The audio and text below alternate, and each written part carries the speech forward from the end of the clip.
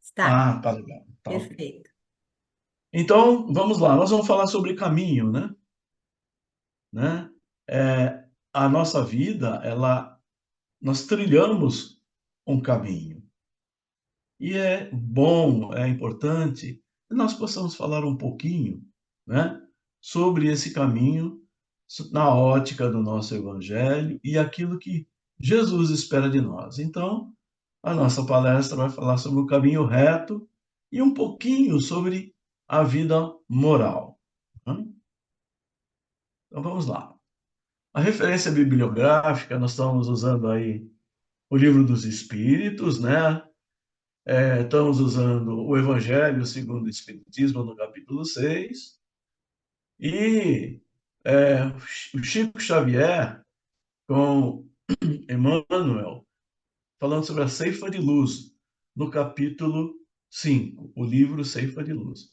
E o livro O Caminho Reto, de Leão Diniz, que fala sobre retidão. Retidão significa reto.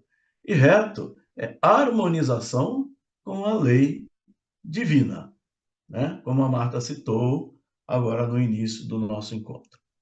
E a frase de hoje seria essa: mas, ingratos, os homens afastaram-se do caminho reto e largo, que conduz ao reino de meu Pai, e enveredaram pelas ásperas sendas da impiedade, né? Então, por ingratidão, né, a todo o ensinamento, a todos os exemplos que Jesus nos deu, né, os homens, nós, nos afastamos do caminho reto, tá? Que conduz a, ao reino de Deus, tá? E se desviaram, né? Nós nos desviamos em muitas situações, a humanidade se desviou, né, deste caminho reto daquele pregado e ensinado por Jesus. Então, Jesus ele segue o caminho, né? E de alma vivente daquela época que ele esteve entre nós, há espírito imortal. Mas Jesus segue sempre o caminho determinado por Deus. E o caminho de Jesus é reto. Então, vamos fazer uma reflexão. O caminho reto, ele pode envolver escolhas morais, integridade e seguir princípios elevados. Tá? O caminho reto nos permite isso. É uma jornada interior que nos leva ao crescimento espiritual e à harmonia com o universo. Então, olha como é importante o caminho reto, né? E isso nos faz abrir os olhos para aquilo que não é reto, que não é o caminho ensinado por Jesus. Então, lembremos-nos de Maria de Magdala, Maria Madalena, algumas vezes citada, como a Marta comentou, né? E aqui, o que nós vamos falar sobre Maria de Magdala é muito, muito, muito compactado, tá? A história de Maria de Magdala é uma história limpa, linda, de reforma íntima. E nós precisamos fazer também a nossa reforma íntima. Mas vamos lá. Então, mais tarde, depois da sua gloriosa visão do Cristo ressuscitado, então, Maria de Magdala, quando aquela pedra do sepulcro de Cristo estava removida, tá? Ela entrou em busca do corpo do mestre, né? E ali Jesus apareceu para ela. Então, foi mais ou menos essa cena retrata mais ou menos o que aconteceu. E essa aparição de Jesus a Maria de Magdala é porque ela realmente saiu de um estágio e passou para um estágio de retidão. E é isso que nós precisamos acompanhar.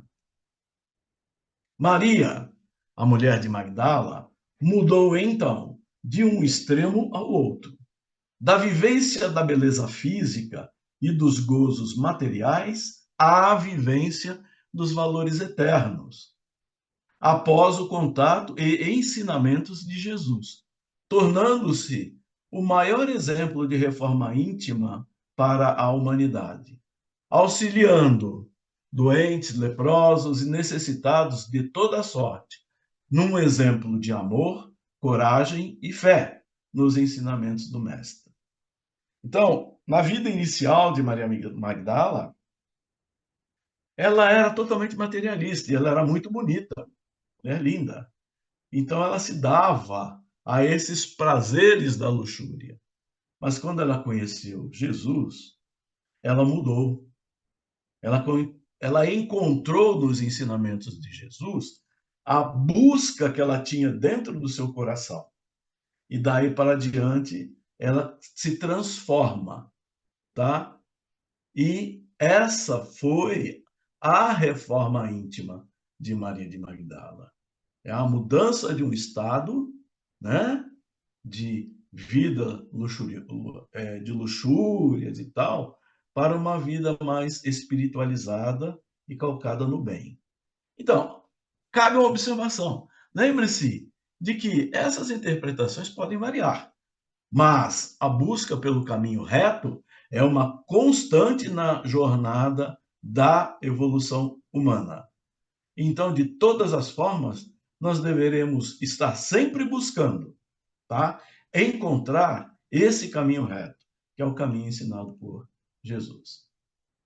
E aí tem uma citação, né, de São Mateus, no capítulo 7, versículos de 13 e 14, que diz assim: Entrai pela porta estreita, porque larga é a porta da perdição, e espaçoso o caminho que a ela conduz. E muitos são os que por ela entram. Quão pequena é a porta da vida, quão apertado o caminho que a ela conduz, e quão poucos a encontram, né? Então está aí, né, uma exemplificação, né, da porta estreita. Então vamos tentar entender um pouquinho só dessa porta estreita, né? Então o que significa a porta estreita? Jesus disse que o caminho é apertado e a porta é estreita. Algumas citações falam do caminho largo, né? Porque todo caminho leva a um ponto. Você pode optar, né, pelo bem e pelo mal. Então Jesus disse que o caminho é apertado e a porta estreita. Mas você sabe o que realmente Jesus quis dizer com isso? O que significa a porta estreita? Então, para isso é recomendado que, complementando essa definição, tá, nós possamos ler Mateus capítulo 5, 6 e 7. E ali está uma explicação muito abrangente e clara sobre a porta estreita. Então, o que significa a porta estreita agora, segundo a igreja? A instituição igreja. Não estamos aqui citando religiões, seitas, cultos e tal. Mas a instituição, igreja, nós já falamos para vocês o que seria, né? Tá? Uma reunião de pessoas com afinidade, buscando algo que satisfaça o seu eu interior. Então, o que significa igreja no conceito instituição? Então, as congregações religiosas dizem por aí que, como a porta é estreita, a sua bagagem não consegue passar com você. Mas vamos definir qual a bagagem. Brinco, batom, futebol, maquiagem, salão de beleza e tantas outras coisas que em nada alteram o caminho. Lembremos-nos de Maria de Magdala, né? Da vida anterior e da vida posterior. Então, existem as coisas materiais que elas não acrescentam na evolução, tá? E que em nada alteram o caminho, a retidão do caminho. O que precisamos entender é que a igreja, como instituição, é falha, visto que Jesus não veio fundar o cristianismo, por exemplo. Jesus veio para mostrar a nós o seu amor incondicional e o caminho que nos leva ao Pai. Portanto, esqueça as doutrinas impostas pelas igrejas como instituições e se agarre às palavras de Jesus. Com isso, devemos tirar da mente todas as pré-interpretações impostas e manter a mente aberta para o Evangelho de Jesus. Só assim poderemos entender esse ensinamento. Então, o que significa porta estreita segundo o Evangelho? Então, voltando à questão da porta estreita, ao dizer isto, Jesus se referiu aos seus ensinamentos de vida, tá? Isto mesmo, de vida, pois as palavras de Jesus não foram ditas só para serem lidas nos púlpitos, né? Das congregações, né? Das igrejas, mas para melhorar e depurar as nossas vidas. Então, esses ensinamentos de vida, Jesus estava nos ensinando a trilharmos por um caminho para nós sermos melhores. Então, nas instituições religiosas, desculpem, todos nós somos sorrisos e abraços, mas só você sabe para qual vida você volta na segunda-feira. Aí é realidade, né? Só você sabe para qual emprego, para qual escola, para qual marido, para qual esposa, enfim. Só você sabe onde o seu calo aperta, usando um linguajar popular.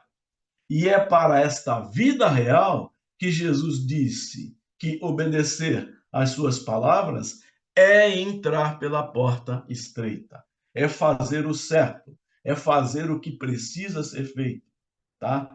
É não se deixar influenciar pelos negativismos do mundo material.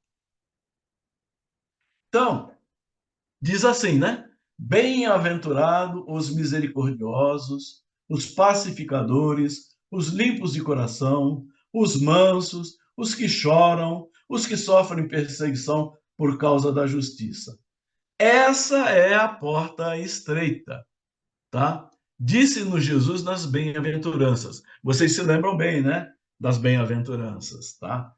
Então, esses bem-aventurados, por quê? Eles se ajustaram aos ensinamentos de Jesus, deixando para fora aquela bagagem desnecessária. E assim eles conseguem passar pela porta estreita, né? Como Jesus nos disse muito bem, através das bem-aventuranças. Então, nela não entra a vaidade, o orgulho, a justiça própria, né? A cobiça, a inveja, a falsidade, a luxúria, o engano, a traição e todos os sentimentos e ações que vão contra as palavras do nosso mestre Jesus. Então, quem escolhe o caminho estreito, tá? Não anda segundo o curso normal deste mundo, mas anda com os pés firmes no chão da realidade mostrada pelo nosso evangelho, mostrada pelo evangelho de Jesus. Então, mais uma vez, está entendendo a porta estreita? É importante que entendamos que a porta não é estreita porque ela é apertada, mas ela é estreita porque ela só passam você e a sua fé e as suas boas ações. O resto não interessa para a eternidade. Então, o justo anda pela fé.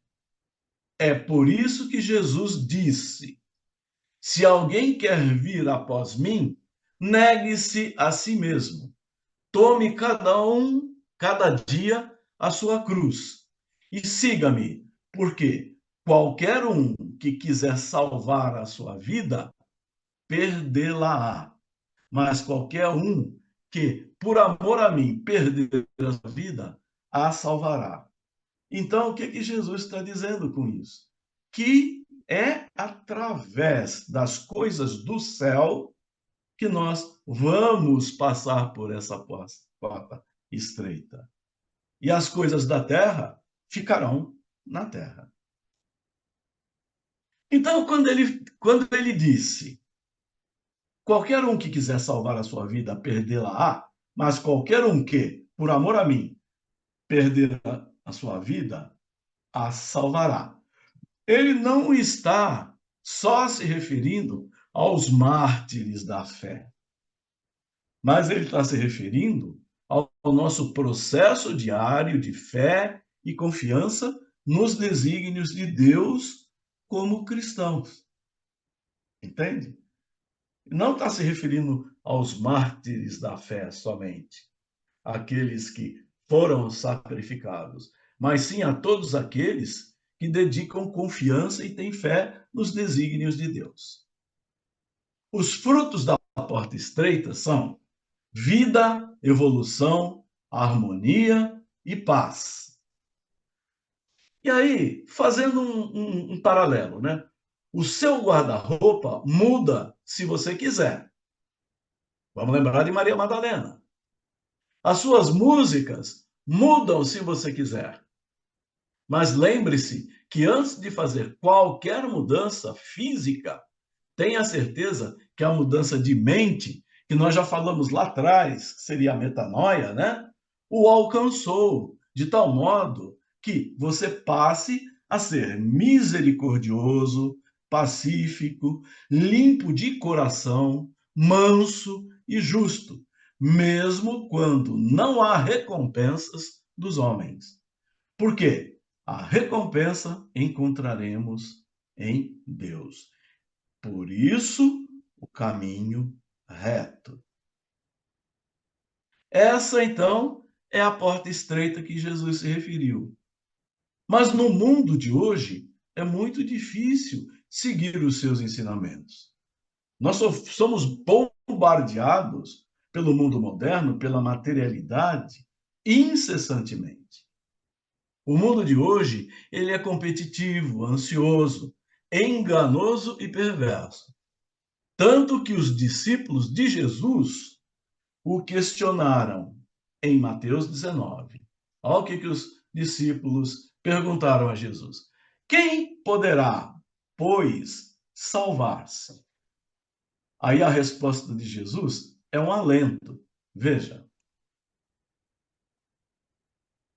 E Jesus, olhando para eles, disse-lhes: aos homens é isso impossível, mas a Deus tudo é possível, tá? Então, Deus permite a salvação de todos nós, contanto que nós consigamos trilhar o caminho reto e passar por essa porta estreita, carregando as coisas do céu. Resumindo, é pela graça e tudo pelo amor. Paulo diz que pela graça e pelo amor sois salvos, mediante a fé. E completa dizendo que isto não vem de nós, é um dom divino, é um dom de Deus colocado dentro de nós. Então, trilhar caminhos retos e entrar pela porta estreita é, antes de tudo, crer que você vai até Jesus, mas é ele quem vai te aliviar. Porque assim ele disse que faria. Jesus disse, né, para que fosse até ele, porque ele aliviaria os seus fardos, as nossas cargas, né? E aí tem aquela citação, né? Venham a mim todos os que estão cansados e sobrecarregados, e eu darei descanso a vocês. Tomem sobre vocês o meu jugo e aprendam de mim, pois sou manso e humilde. Está em Mateus, né?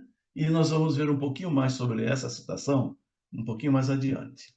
Mas eu quis trazer ela para esse momento porque é um ensinamento de Jesus.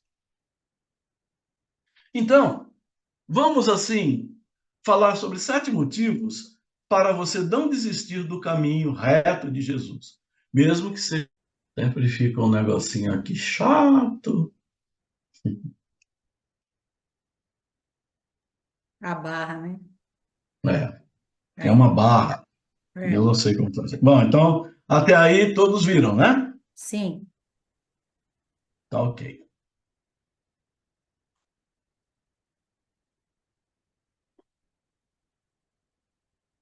Então, eu estava dizendo para vocês, eu trouxe aqui 7 motivos para você, para nós, não desistirmos do caminho reto de Jesus, mesmo que seja difícil. Então, é claro que não são somente esses 7 motivos. Tem muito mais coisas, tá? Mas só para dar um flashzinho, né? Então, vamos falar sobre alguns motivos. Então, se você já desistiu de andar no caminho reto de Jesus, ou se tem pensado em desistir, observem esses 7 motivos pelos quais você não deve desistir de andar nos caminhos de Jesus, ainda que esteja passando por grandes lutas, né? O primeiro, por que não devemos então de desistir? Por que não devemos desistir de andar no caminho de Deus, Jesus? Porque o caminho de Deus é o caminho da vida. E se nós queremos viver, nós temos que trilhar o caminho da vida. Andar na presença de Deus não é fácil, mas é o único caminho que nos leva à vida. Muitos se iludem achando que outros caminhos serão melhores, que os levarão a uma vida melhor. Mas o Evangelho é claro quanto aos caminhos que não são o caminho de Deus, que parecem bons, mas não o são. Há caminhos que ao homem parece direito, mas ao cabo dá em caminhos de morte. Isso está em Provérbios da Bíblia, capítulo 14, versículo 12. Por isso, não desista de andar no caminho de Deus, pois ele é o único que nos levará à vida eterna e nos livrará do atraso espiritual. Ele estará ajudando na nossa evolução, né? 2. Porque o caminho de Deus é o caminho da salvação e da vida eterna. Então não se iluda. Só existe um caminho que chega ao céu, ao que o evangelho chama de vida eterna. Esse é o céu, né? E esse caminho chama-se Jesus Cristo, nosso mestre. Ele nos ensinou o caminho reto. Respondeu-lhe então Jesus: Eu sou o caminho e a verdade e a vida. Ninguém vem ao Pai senão por mim. Está lá em João, capítulo 14, versículo 6. Então Jesus disse: Eu sou o caminho, tá? Então esse caminho reto se chama Jesus, certo? Isso significa que somente quando andamos seguindo a Jesus Cristo, estamos no caminho que nos leva à vida eterna, à vontade de Deus. Sair desse caminho é desviar-se do único caminho seguro para a vida eterna. Terceiro, por que o caminho de Deus é o caminho das bênçãos reais? Então, muitos confundem bênção com prazer. Se não for prazeroso, não é bênção. Esse pensamento está errado. Bênção, num contexto bíblico, é fazer a vontade de Deus, andar nela, ainda que seja difícil. Um caminho de prazeres longe de Deus é um caminho de perdição. Um caminho de lutas difíceis, mais perto de Deus, é um caminho de bênçãos. É o que nos eleva espiritualmente e moralmente, né? Os sofredores hão de comer e fartar-se. Louvarão o Senhor, os que o buscam. Viva para sempre o vosso coração. Na Bíblia está em Salmos, capítulo 22, versículo 26. Então, abandonar o caminho de Deus equivale a abandonar o caminho abençoado, onde se encontram as bênçãos do Senhor para todos nós. Quarto, porque o caminho de Deus é o caminho da proteção. Quem não deseja ser protegido por Deus? Somente aqueles que andam em seus caminhos têm esse privilégio. O Evangelho é claro quando nos afirma que Deus está ao lado de seus servos. Ainda que o caminho seja difícil, ele não os abandona. Deus não nos abandona. Pois, diz lá Salmos 37, 28, pois o Senhor ama a justiça e não desampara os seus filhos. Serão preservados para sempre, mas a descendência dos ímpios será exterminada. Está querendo dizer aí, né, que aqueles que estiverem no caminho da retidão serão salvos. Mas aqueles que não, tá? Que seriam os ímpios, seria exterminada. Não é um extermínio, uma dizimação, mas fica no atraso espiritual. Vai precisar de muito mais em reencarnações, muito mais processos de vida, de provas, de expiações, para poder trilhar ou pegar o início do caminho reto. Já no outro caminho, o largo, né, onde a impiedade reina, só há aparente paz, pois as consequências virão mais cedo ou mais tarde. Foi o que nós acabamos de dizer, né? Esse caminho de facilidades, né, das materialidades da vida, as consequências virão mais tarde.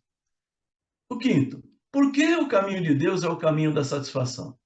Você já parou para pensar por que servos de Deus que sofreram grandes perseguições demonstravam tanta alegria, mesmo em terríveis condições, né? Se nós formos lembrar lá, né, de há 2000 anos atrás, Lívia, né, quando foi que era a esposa do Públio, Públio Lentulus, quando ela se colocou no lugar de uma escrava, ela sentiu uma satisfação de estar naquela arena que ela seria consumida pelos leões. Isso é a fé, né? Os servos de Deus que sofreram grandes perseguições demonstraram tanta alegria, mesmo em terríveis condições, porque a fé traz esse caminho da satisfação. Veja este exemplo, tá? Que está em Atos da Bíblia, 16, 24 e 25. Então, este, recebendo tal ordem, levou-os para o cárcere interior e lhes prendeu os pés no tronco. Por volta da meia-noite, Paulo e Silas oravam e cantavam louvores a Deus. E os demais companheiros de prisão escutavam.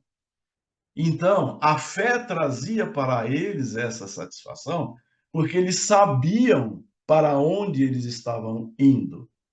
E a morte não aconteceria ali. Ali seria a passagem para a vida eterna. A resposta é maravilhosa.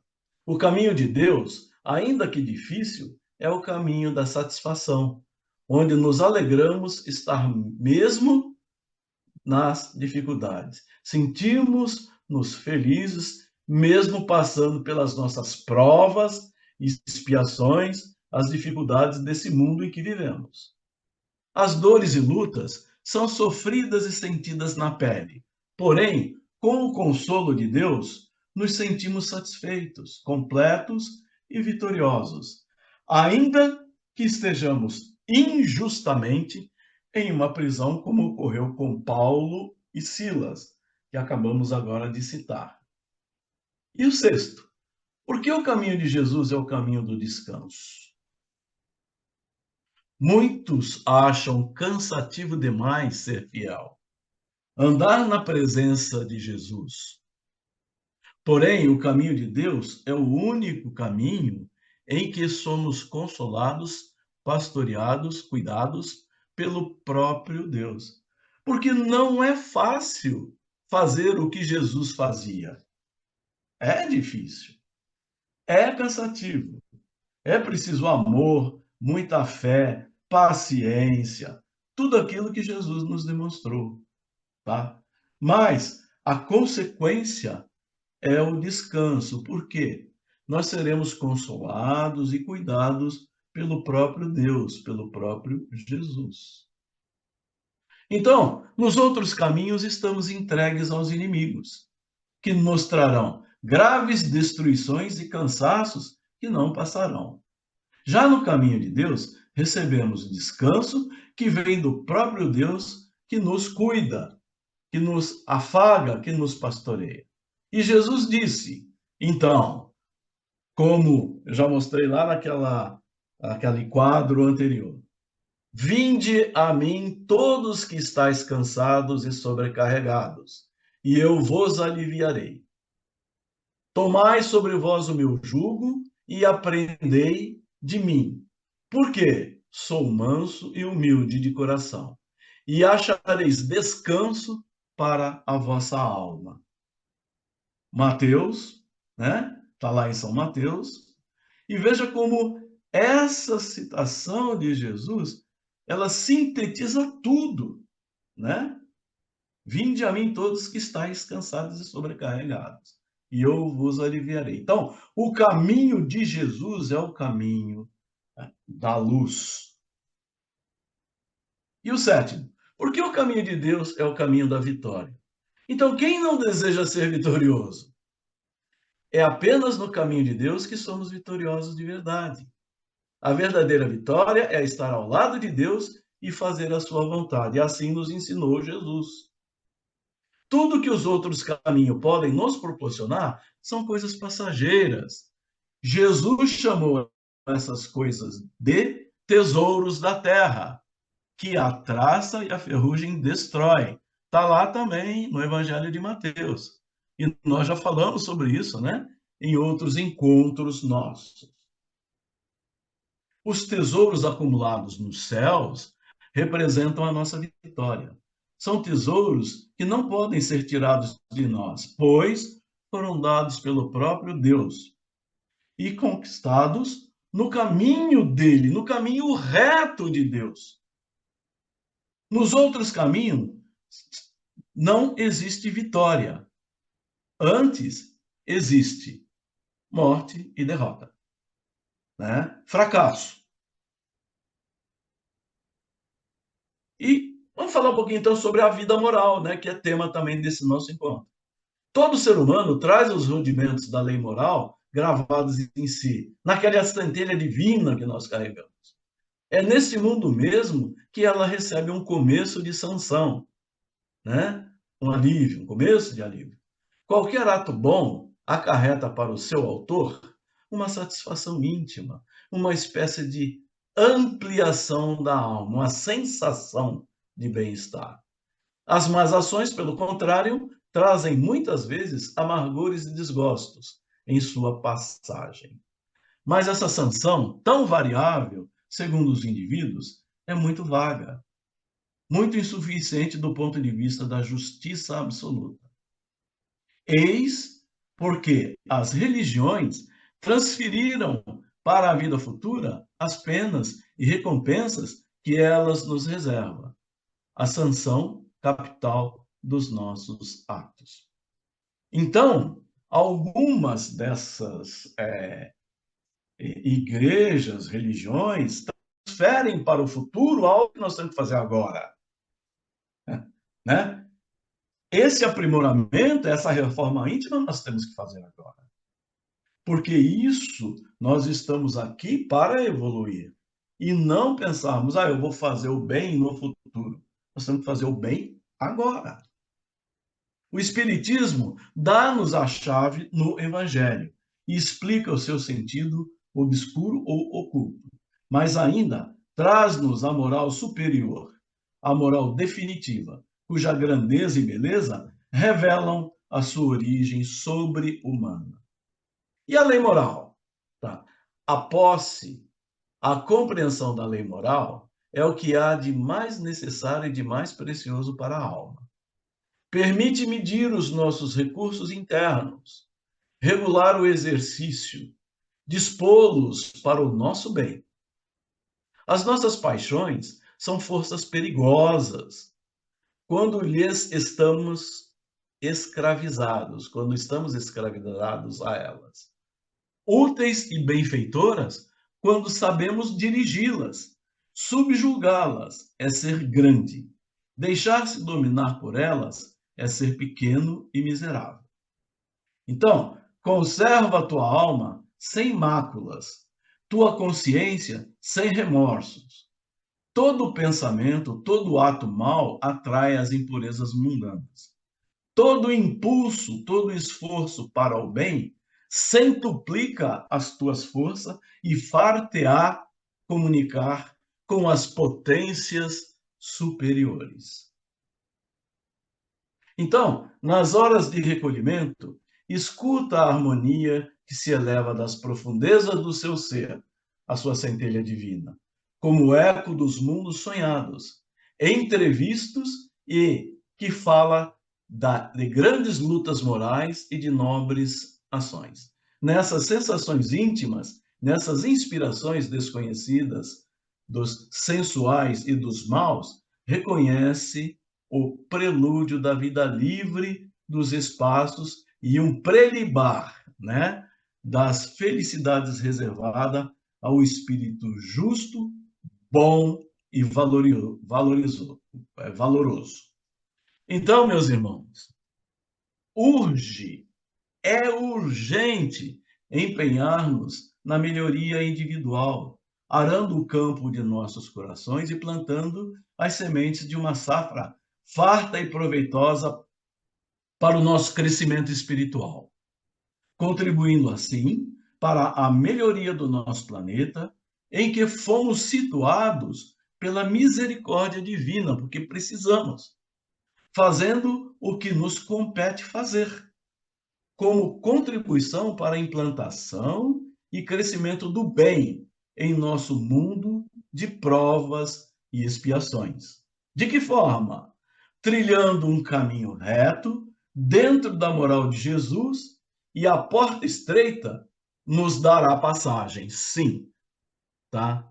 Passaremos pela porta estreita, se assim procedermos, se seguirmos o caminho ensinado por Jesus.